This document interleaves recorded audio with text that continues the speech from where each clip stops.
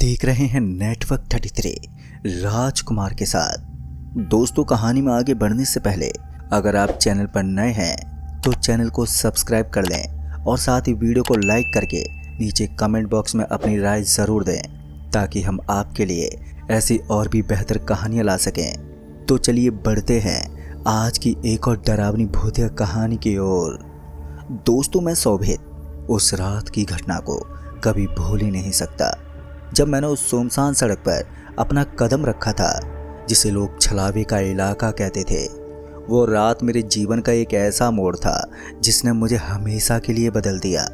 उस रात के बाद मैंने कसम खाई थी कि मैं कभी भी उस रास्ते से नहीं गुजरूंगा, लेकिन नियति को शायद कुछ और ही मंजूर था। जी हाँ दोस्तों, ये कहानी उस नई यात्रा की है जो मेरे जीवन में एक और रहस्यमय तूफान लाई। और इस बार मेरे साथ थी मेरी लक्ष्मी, यानी कि मेरी पत्नी, जिसके बिना मेरी जिंदगी अधूरी थी। मैं एक छोटे से शहर में रहता था जहाँ की हवाएं हमेशा कुछ अनकही कहानियाँ लिए चलती थी। मेरा घर शहर के बाहरी हिस्से में था जहाँ पर सड़कें दिन में तो जिंदा रहती थी, लेकिन रात होते ही सन्नाटा पसर जाता था। मेरा काम एक निजी कंपनी में था जहाँ मैं लंबे समय तक दस्तावेजों और बैठकों में उलझा रहता था। उस दिन भी मैं देर रात तक ऑफिस में था। ठंडी हवाएं खिड़कियों से टकरा रही थी और बाहर बारिश की बूंदें धीरे धीरे सड़कों को भिगो रही थी। तभी मैंने अपनी घड़ी देखी तो अभी रात के 11 बज चुके थे। लक्ष्मी उस दिन अपनी सहेली के घर गई हुई थी और रात को वहीं पर रुकने वाली थी। तो मैंने सोचा कि घर पहुंचने में मुझे कोई जल्दी नहीं है, पर फिर भी थकान ने मुझे जल्दी से घर जाने के लिए मजबूर कर दिया था, जिस वजह से मैंने अपनी कार स्टार्ट की और मैं हाईवे की ओर बढ़ गया। हाईवे पर गाड़ियाँ बहुत कम थी और बारिश की बूंदें मेरी कार की विंडशील्ड पर टकराकर बिखर रही थी। मेरे रेडियो पर एक पुराना गाना बज रहा था जिसकी धुन मेरे मन को कुछ हल्का कर रही थी। मैंने भी हमेशा की तरह सीधा रास्ता लेने की बजाय उस शॉर्टकट को चुना जो मुझे आधा घंटा पहले घर पहुंचा देता। जी हाँ दोस्तों, वो रास्ता मुझे हमेशा से थोड़ा अजीब लगता था। लंबे लंबे पेड़ जिनकी शाखाएं रात के अंधेरे में भूतिया सायों की तरह लगती थी, और सड़क के किनारे पुरानी चेतावनियां लिखे बोर्ड जिन्हें मैंने पहले कभी भी गंभीरता से नहीं लिया था। बोर्ड पर लिखा था कि शाम 6 बजे से सुबह 6 बजे तक इस रास्ते से मत गुजरना, पर मैंने इसे एक बार फिर नज़रअंदाज किया। थकान और जल्दी घर पहुंचने की चाह ने मेरी सोच को बदल दिया था। जैसे ही मैंने उस सड़क पर कार मोड़ी तो एक अजीब सा सन्नाटा मेरे चारों ओर पसर गया। रेडियो की आवाज़ धीमी पड़ने लगी और फिर अचानक ही वो बंद हो गई। फिर मैंने रेडियो को ठीक करने की भी कोशिश की, लेकिन कुछ काम नहीं आई। मेरी कार की हेडलाइट सड़क को रोशन कर रही थी, लेकिन रोशनी के दायरे से बाहर का अंधेरा गहरा और डरावना था। पर मैंने अपनी गति बढ़ा दी, ये सोचकर कि जल्दी से इस सड़क को मैं पार कर लूँ। तभी मेरी नज़र सड़क के किनारे एक आकृति पर पड़ी। वो एक औरत थी, सफ़ेद साड़ी में लिपटे हुए। वो अपना सिर झुकाए हुए सड़क के बीचों बीच खड़ी थी, जिसे देखकर मैंने ब्रेक लगाया और कार रुकते मेरे दिल की धड़कनें एकदम से तेज हो गई। वो आकृति धीरे धीरे मेरी ओर बढ़ी और जैसे उसने अपना सिर उठाया कि तभी मेरे होश उड़ गए। पर मैंने ध्यान से देखा तो वो लक्ष्मी थी और उसका चेहरा वैसा ही था, वही गहरी आंखें, वही मुस्कान, लेकिन उसकी आंखों में कुछ ऐसा था जो मुझे परिचित नहीं लगा। फिर मैंने कार का दरवाज़ा खोला और मैं कार से बाहर निकला, पर बारिश की बूंदें मेरे चेहरे पर अभी भी गिरी रही थी और ठंडी हवा मेरे शरीर को सिरहन पैदा कर रही थी।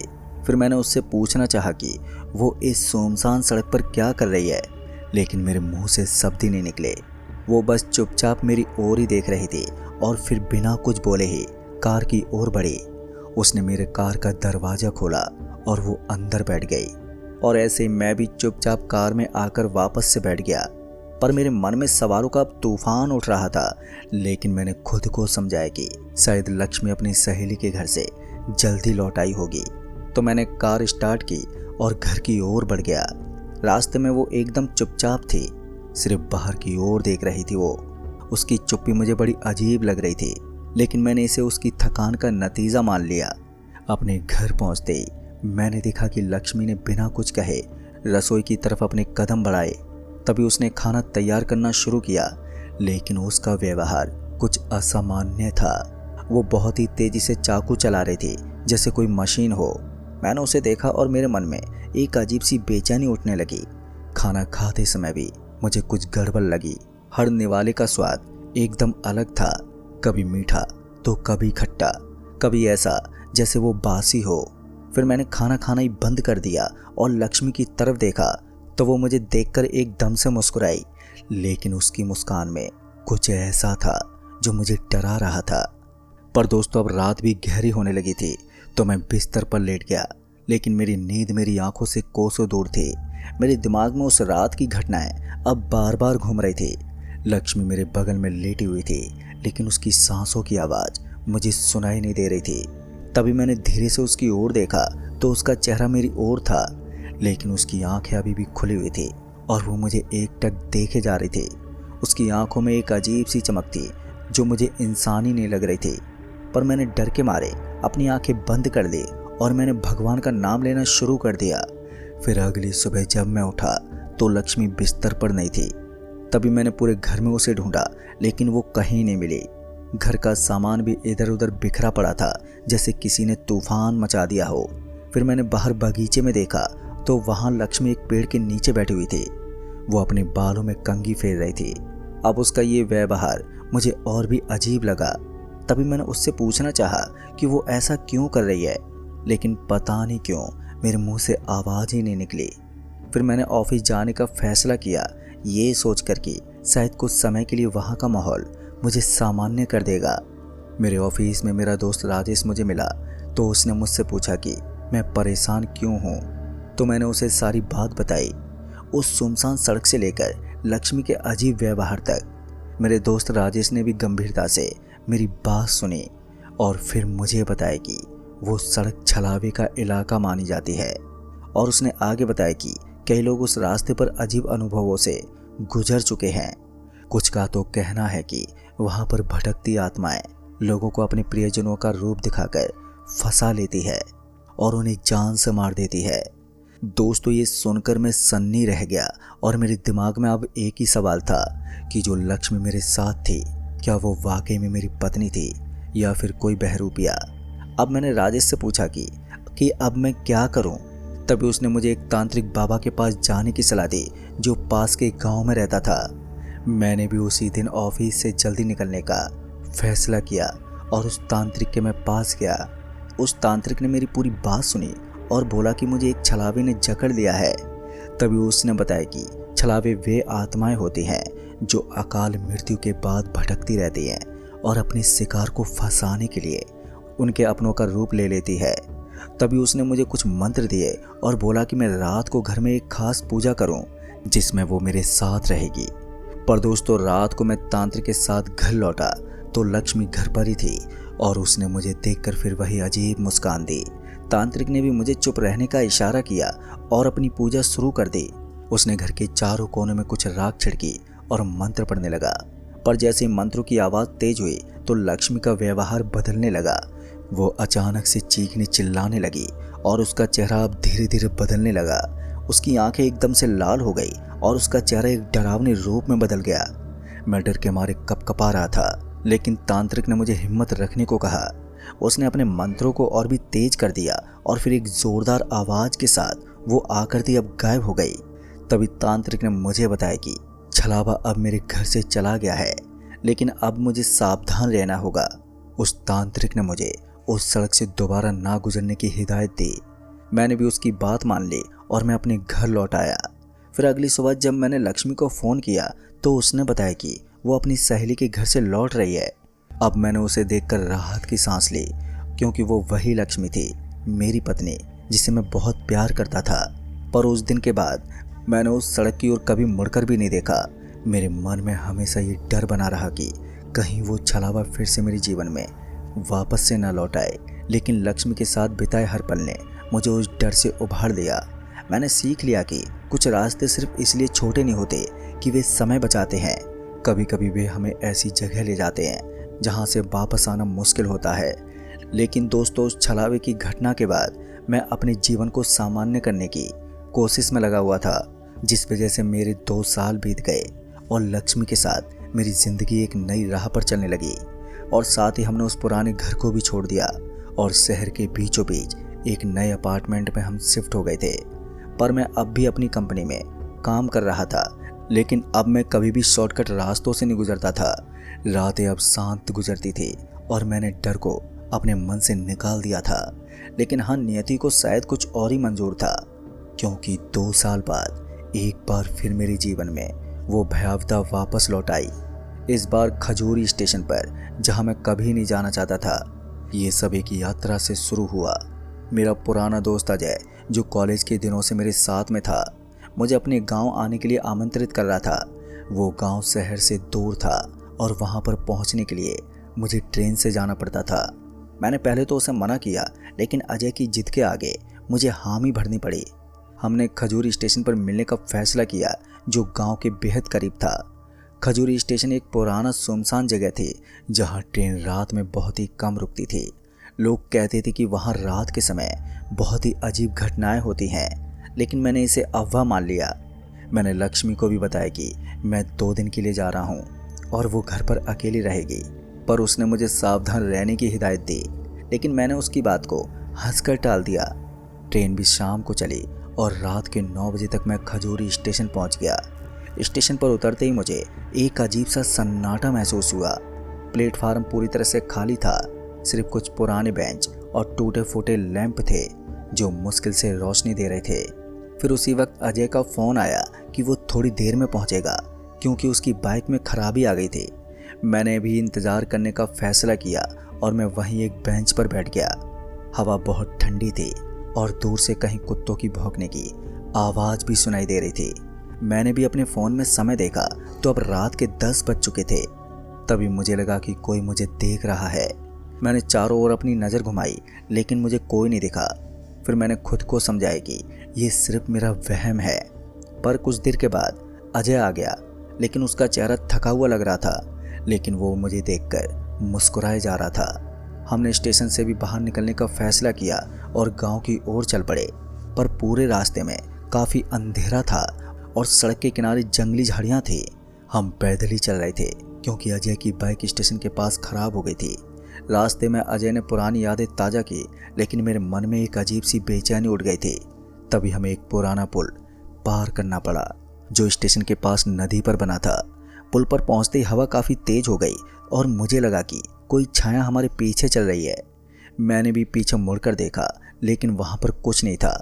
अजय ने भी हंसकर बोला कि मैं ज़्यादा सोच रहा हूँ। तभी गांव पहुँचते ही हम अजय के घर गए। घर बहुत ही पुराना था, लकड़ी का बना हुआ, और चारों ओर पेड़ खड़े थे। रात का खाना पीना खाकर हम सो गए, लेकिन आधी रात को मुझे एक अजीब सा सपना आया। सपने में मैंने देखा कि स्टेशन पर एक छाया खड़ी है जो अजय की ओर बढ़ रही है। उस छाया का चेहरा बहुत डरावना था, उसके लंबे नाखून और लाल आंखें। मैंने सपने में भी चीखने की कोशिश की, लेकिन मेरी आवाज़ ही नहीं निकली। फिर अचानक ही मेरी आंख खुल गई तो मैंने देखा कि अजय बिस्तर पर नहीं है। मैंने उसे ढूंढा भी, लेकिन वो मुझे कहीं नहीं मिला। फिर मैंने बाहर जाकर देखा तो दूर से स्टेशन की ओर एक छाया जाती हुई दिखी, जिसे देखते मैं भी डरते हुए उसके पीछे पीछे चल पड़ा। लेकिन जैसे ही मैं स्टेशन पर पहुंचा तो वहां पहुंचते मुझे अजय मिल गया। वो प्लेटफार्म पर खड़ा हुआ था और उसके चेहरे पर एक अजीब सी मुस्कान थी। फिर मैंने उसे वापस चलने को बोला, लेकिन वो नहीं माना। तभी हवा में एक ठंडक फैल गई और मुझे लगा कि कोई अदृश्य शक्ति हमारी चारों ओर है। लेकिन पता नहीं क्यों तभी अचानक से अजय चीखा और वो वहीं ज़मीन पर नीचे गिर पड़ा। फिर मैंने उसे उठाने की भी कोशिश की, लेकिन उसके शरीर से अब खून बह रहा था। उसके गले पर नाखूनों के निशान थे, जैसे किसी ने उसे घायल कर दिया हो। मैंने मदद के लिए ज़ोर से चिल्लाया, लेकिन वो स्टेशन सुनसान था। मैंने उसे अस्पताल ले जाने की भी कोशिश की, लेकिन रास्ते में ही उसकी सांसें थम गई। डॉक्टरों ने बोला कि इसे दिल का दौरा पड़ गया था, लेकिन मैं जानता था कि ये कोई साधारण मौत नहीं थी। फिर अगली सुबह मैं अब सदमे में था। पुलिस ने भी जांच की, लेकिन वहाँ पर कुछ नहीं मिला। मैंने भी अजय के परिवार को शांति दी, लेकिन मेरे मन में डर था कि ये छलावे की वापसी है। रात को जब मैं घर लौटने के लिए ट्रेन का इंतज़ार कर रहा था तो फिर से मुझे वही छाया दिखी। वो स्टेशन के कोने में खड़ी थी और उसकी आंखें मेरी ओर थी, जिसे देखते ही मैंने भागने की कोशिश की, लेकिन वो ट्रेन लेट थी तो वो छाया मेरी ओर बढ़ी तो मुझे लगा कि अब मेरी बारी है। लेकिन तभी ट्रेन आ गई और मैं जल्दी से उसमें बैठ गया। ट्रेन के चलते ही वो छाया भी गायब हो गई, जिस वजह से मैं बच गया। लेकिन उसका डर अब मेरे साथ था। फिर घर पहुंचकर मैंने लक्ष्मी को सब बताया तो उसने मुझे शांत किया, लेकिन मैं जानता था कि ये सब अभी ख़त्म नहीं हुआ है। फिर अगली रात मुझे फिर से वही सपना आया। वो छाया अब मेरे घर के बाहर खड़ी थी। फिर मैंने तांत्रिक को फ़ोन किया जिसने पहले मुझे बचाया था। तभी वो मेरे घर पर आया और उसने एक पूजा पाठ की। पूजा के दौरान घर में अजीब आवाज़ें हुई और साथ ही वो छाया भी दिखी। तभी तांत्रिक ने अपने मंत्र पढ़े और उस छाया को अपने काबू में किया, जिस वजह से मैं फिर से बच गया। दोस्तों, फिर कुछ दिनों के बाद मैंने खजूरी स्टेशन के बारे में पता लगाया तो वहाँ कई साल पहले एक हादसा हुआ था जिसमें एक व्यक्ति की मौत हो गई थी और उसकी आत्मा वहीं पर भटकती रहती है। लोग कहते थे कि वो अपने शिकार को चुनती है और जो बच जाता है वो बार बार खतरे में पड़ जाता है। जैसा कि अजय उसका शिकार बन गया, लेकिन मैं बार बार बचता रहा। शायद मेरी किस्मत बहुत अच्छी थी या शायद छलावे ने मुझे अभी छोड़ा नहीं था। मैंने भी फैसला किया कि मैं कभी भी उस स्टेशन की ओर नहीं जाऊंगा और अपने जीवन को सावधानी से जीऊंगा। लेकिन रातें अब भी डरावनी हैं और मैं जानता हूं कि ये छाया कहीं ना कहीं मेरा इंतज़ार कर रही होगी। तो दोस्तों, इस कहानी में बस इतना ही। तो चलिए बढ़ते हैं आज की वीडियो में एक और भूतिया कहानी की ओर, जो कि दादाजी के बचपन की है। दोस्तों, गर्मियों का महीना था।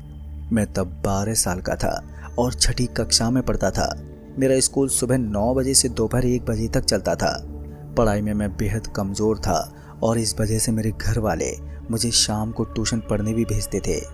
ट्यूशन मुझे बिल्कुल भी पसंद नहीं था, ना सिर्फ इसलिए कि वहाँ मास्टर जी सख्त थे, बल्कि इसलिए भी कि गांव में गिनती के बच्चे ही ट्यूशन पढ़ने जाया करते थे और मुझे लगता था कि ये समय मैं अपने दोस्तों के साथ खेलने में बिता सकता था। मेरा ट्यूशन शाम 4 बजे शुरू होता था और 2 घंटे चलता था। स्कूल से लौटकर मैं खाना खाता और फिर दोस्तों के साथ खेतों में खेलने चला जाता। जैसे ही 4 बजने को होते तो घर से कोई ना कोई मुझे बुलाने आ जाता या फिर मुझे अनमने मन से ट्यूशन के लिए निकलना पड़ता। पर उस दिन भी ऐसा ही था। स्कूल से लौटकर मैंने जल्दी जल्दी खाना खाया और अपने दोस्तों के साथ खेतों की ओर निकल गया। गर्मी की दोपहर थी और खेतों में आम के पेड़ों की छांव में बैठकर हम हंसी मजाक कर रहे थे। लेकिन उस दिन मेरा मन कुछ बेचैन था। मास्टर जी ने पिछले ट्यूशन में एक टास्क दिया था जो मैंने पूरा नहीं किया था। मुझे डर था कि आज फिर से डांट पड़ेगी, शायद पिटाई भी हो सकती थी। मास्टर जी का गुस्सा बहुत ज़्यादा था। वो मुझे बिल्कुल भी पसंद नहीं करते थे, या शायद मुझे ऐसा लगता था कि उनकी सख्ती और मेरी कमज़ोर पढ़ाई का मेल मेरे लिए हर ट्यूशन को एक सज़ा की तरह बना देता था। ट्यूशन जाने के लिए मैं एक जुगाड़ गाड़ी का इस्तेमाल करता था। ये गाड़ी हमारे गांव का एक अनोखा साधन था। लकड़ी और लोहे का ढांचा जिसे एक पुराने ट्रैक्टर के इंजन से चलाया जाता था। गाड़ी में बैठकर गांव के कच्चे रास्तों पर चलना अपने आप में एक रोमांच था। जब वो चलता था तो धूल उड़ती थी, इंजन की खटखटाहट कानों में गूंजती थी और गाड़ी का हर झटका शरीर को हिला देता था। उस गाड़ी को रामू चाचा चलाते थे, जो गांव के इकलौते जुगाड़ गाड़ी चालक थे। वो हर दिन मुझे और कुछ अन्य बच्चों को ट्यूशन छोड़ने और वापस लाने का काम करते थे। उस दिन भी मैं गाड़ी में बैठा और मेरा बस्ता मेरे कंधों पर लटका हुआ था और मन में टास्क ना करने की मुझे चिंता सता रही थी। पर रास्ते में एक जगह थी जहाँ पर एक घना जंगल शुरू होता था। जंगल के बीच से एक पतली पगडंडी गुजरती थी जिसके दोनों तरफ ऊंचे ऊंचे पेड़ और झाड़ियाँ थी। इस जंगल को पार करने में हमेशा मुझे थोड़ा डर लगता था, खासकर शाम के समय।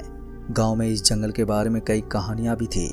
कुछ लोग कहते थे कि यहाँ रात में भूत प्रेत घूमते हैं, तो कुछ का कहना था कि जंगल में एक पुराना तालाब है जिसमें कभी एक औरत डूब गई थी और उसकी आत्मा अब भी वहीं भटकती है।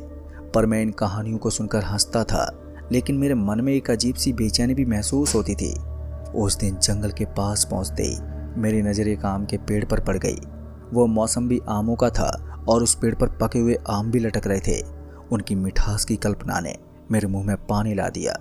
मैंने भी रामू चाचा से कहा कि मैं यहीं पर उतर जाऊंगा, तो रामू चाचा ने मुझे घूरा, लेकिन फिर कुछ ना कहते हुए गाड़ी रोक दी। मैंने भी अपना बस्ता कंधे पर लटकाया और गाड़ी से कूद पड़ा। गाड़ी की खटखटाहट धीरे धीरे दूर होती गई और मैं जंगल की पगडंडी पर अकेला रह गया। उस वक्त जंगल में सन्नाटा था, सिर्फ झींगरों की आवाज़ और हवा के हल्के झोंकों से पत्तों की सरसराहटें मुझे सुनाई दे रही थी। सूरज भी ढल रहा था और आसमान में नारंगी रंग की आभा फैल रही थी। मैंने उस आम के पेड़ की ओर कदम बढ़ाए, पर वो पेड़ जंगल के बीचों बीच था और इसके ठीक बगल में वही पुराना तालाब था जिसके बारे में गांव में कहानियां थी। तालाब का पानी गहरा और स्थिर था और उसकी सतह पर पेड़ों की छाया पड़ रही थी। पेड़ की एक मोटी डाल तालाब के ऊपर लटक रही थी, जिसके कारण आम तोड़ना बेहद मुश्किल लग रहा था। मैंने भी अपना बस्ता पेड़ के नीचे रखा और पेड़ पर चढ़ने लगा। पेड़ की टहनियाँ बेहद मजबूत थी, लेकिन कुछ जगहों पर कांटों ने मेरे हाथों को छील दिया। फिर मैंने एक मोटी डाल पकड़ी और मैं उस पर चढ़ गया। ऊपर पहुंचकर मैंने देखा कि डाल पर कुछ अजीब सा था। वहाँ सिंदूर की एक मोटी परत लगी हुई थी, जैसे किसी ने जानबूझकर उसे मला हो। डाल पर एक छोटा सा मिट्टी का घड़ा भी रखा था, जिसमें कुछ अचार जैसा दिख रहा था। पास ही एक कपड़ा भी लटक रहा था, जिस पर किसी ने सिंदूर से एक अजीब सा चेहरा बनाया था।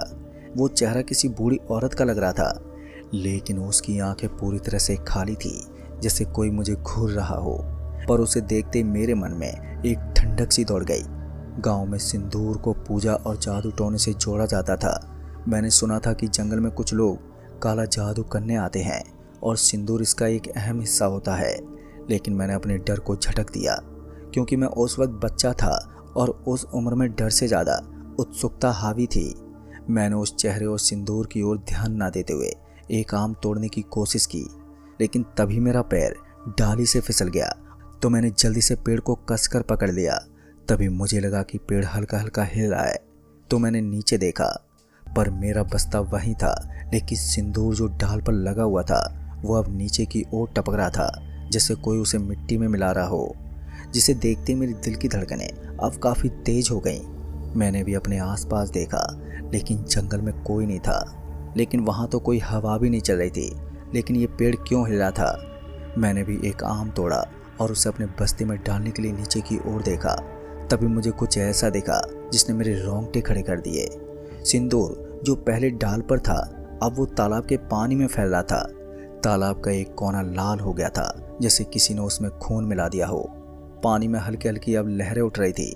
हालांकि उस वक्त कोई हवा नहीं थी, पर मेरे हाथ पैर अब कँपकँपाने लगे। मैंने भी पेड़ की डाल को और कसकर पकड़ लिया। तभी मुझे एक ठंडी सांस अपने गाल पर महसूस हुई, जैसे कोई मेरे पास खड़ा हो। मैंने पलट कर देखा, लेकिन वहाँ पर कोई नहीं था। फिर अचानक एक तेज झटका लगा, जैसे किसी ने मुझे धक्का दिया हो। मैं पेड़ से नीचे गिरने ही वाला था कि मैंने डाल को और जोर से पकड़ लिया, लेकिन पेड़ अब तेजी से हिल रहा था, जैसे कोई उसे जोर जोर से हिला रहा हो। पर अब उस जंगल में काफ़ी अंधेरा होने लगा था। सूरज भी पूरी तरह से ढल चुका था और सिर्फ हल्की सी रोशनी बाकी थी। तभी मुझे एक अजीब सी हंसी सुनाई दी। ये हंसी किसी औरत की थी, लेकिन उसमें कुछ डरावना था। ये जंगल के चारों ओर गूंज रही थी, जिससे कोई मेरे आसपास मंडरा रहा हो। मैंने पत्तों के बीच छुपने की कोशिश की, लेकिन मेरे पैर अब भी उस डाल पर थे जहां पर सिंदूर लगा हुआ था। तालाब में अब और भी हलचल हो रही थी। पानी का लाल रंग अब और भी ज़्यादा गहरा हो गया था और उसमें से एक अजीब सी गंध उठ रही थी, जैसे सिंदूर और कुछ सड़ांध। फिर मैंने नीचे देखा तो तालाब के किनारे एक साई जैसी आकृति खड़ी थी। वो एक बूढ़ी औरत थी, काली साड़ी में लिपटी हुई, जिसके सफ़ेद बाल हवा में लहरा रहे थे। उसका चेहरा वैसा ही था जैसा कि उस कपड़े पर सिंदूर से बना था। उसकी आंखें पूरी तरह से खाली थी, लेकिन मुझे लगा कि वो मुझे ही घूर रही थी। अब मेरे शरीर में सिरहन दौड़ गई। मैंने भी पेड़ से नीचे कूदने की सोची, लेकिन मेरे पैर जैसे जम गए थे। तभी उस औरत ने मेरी तरफ देखा और जोर जोर से वो हंसने लगी। उसकी हंसी इतनी भयानक थी कि मेरे कान भी सुन्न पड़ गए। मैंने भी अपने पैरों को देखा तो वहाँ सिंदूर की एक पतली परत चढ़ गई थी, जैसे कोई उसे मेरे पैरों पर मल रहा हो। फिर अचानक ही पेड़ और भी तेजी से हिलने लगा। अब मुझे लगा कि कोई पेड़ पर चढ़ रहा है। तभी मैंने नीचे देखा तो वो बूढ़ी औरत अब पेड़ की ओर बढ़ रही थी। उसकी चाल बहुत ही अजीब थी, जैसे वो जमीन पर नहीं हवा में तैर रही हो। उसके हाथ में एक छोटा सा घड़ा था, जिसमें से सिंदूर टपक रहा था। पर मैंने चिल्लाने की कोशिश की, लेकिन पता नहीं क्यों मेरी आवाज़ मेरे गले में अटक गई। वो औरत अब पेड़ पर चढ़ रही थी। तभी उस औरत ने मेरी ओर देखा तो उसकी आंखें अब चमकने लगी थी जैसे वो मुझे खा जाना चाहती हो।